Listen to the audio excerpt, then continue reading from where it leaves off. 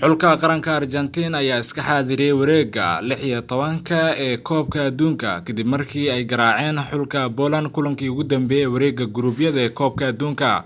Xulka Argentina ayaa si qurux badan ku bilowday ciyaarta iyagoo ka fiicnaa Poland kuwaasi oo aad mooday in ay barbaro soo galeen ciyaarta.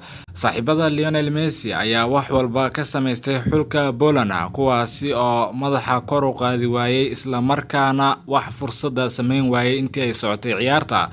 daqiiqadii 39aad ayaa rigooro loo dhigay xulka qaranka Argentina kadib markii goolayaha xulka Poland qalad ku galay Lionel Messi, laakiin goolayaha ayaa saxay qaladkii uu galay waxaana uu si qurux badan uga qabtay Lionel Messi rigoorada loo dhigay isagoona ciyaarta ku sii hayay eber.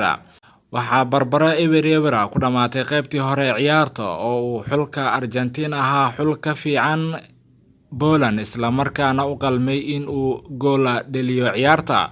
qaybtii dambe ayaa xulka Argentina ku bilowday si dardar leh iyagoo doonayay in ay gool dhaliyaan. daqiiqadii 46aad ayaa xulka Argentina dhaliyay goolka koowaad ee ciyaarta waxaana uu dhaliyay xidiga Alexis McAllister kaasi oo hogaanka u dhiibay xulkiisa.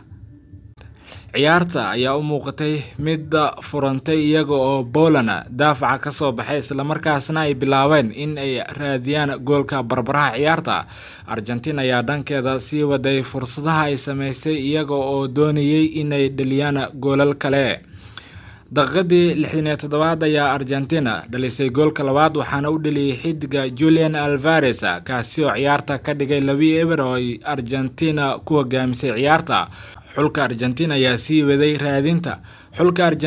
sii waday raadinta goolal kale xilli xulka Poland uu aad ugu dhibaatooday in ay xitaa wax weerar ku qaadaan xulka Argentina.